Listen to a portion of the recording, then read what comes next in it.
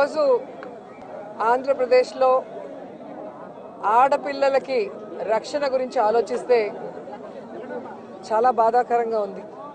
ఎందుకంటే ఎక్కడ చూసినా రేపులు, మర్డర్లు అండ్ ఆడపిల్లల కాలేజీ బాత్రూమ్స్లో హిడెన్ కెమెరాలు పెట్టి ఏ విధంగా పైశాచిక ఆనందం పొందుతున్నారో మనం చూస్తున్నాం. ఈరోజు నేరస్తులకి ఇంత ధైర్యం వచ్చింది అంటే దానికి ఈ ప్రభుత్వం సిగ్గుపడాలి. ఎందుకంటే గతంలో జగన్మోహన్ రెడ్డి గారి ప్రభుత్వంలో ఒక తప్పు జరగాలి అంటే ఎంత భయం ఉండేదో మీకు అందరికీ తెలుసు. సో ఎవరైనా కూడా దిశ యాప్ని యూజ్ చేయకుండా ఏదైనా అఘాయిత్యానికి అమ్మాయి లోబడితే 24 గంటల లోపల నేరస్తుల్ని అరెస్ట్ చేసి వారిని శిక్షించే విధంగా చట్టాలని కఠినతరం చేశారు. కాబట్టి ఆ రోజుల్లో ముచ్చుమరి లాంటి ఘటనలు జరగటం అనేది మనం చూసుండం. నిజంగా చాలా బాధాకరం. ఒక 9